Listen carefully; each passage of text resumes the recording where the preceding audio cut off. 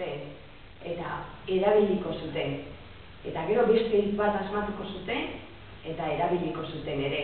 Eta gero beste bat, eta beste bat, eta beste bat, eta horrela urteak joan, eta hitzak asmatu, eta asmatu, eta asmatu, bizartea, gaur gauderen lekuraino iritsi da.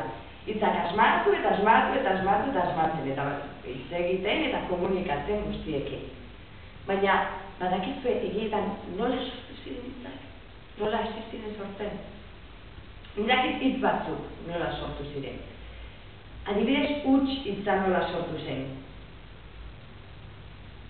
Imaginatu, nola sortuko zen huts hitza?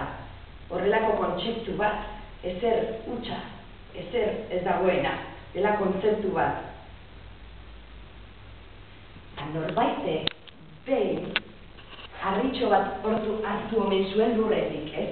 Eta zeukan arkaitzean zulo sakon ilun bat. Eta hartu egin zuen harritxoa, bota zuen zulo barrura, eta entzun zen.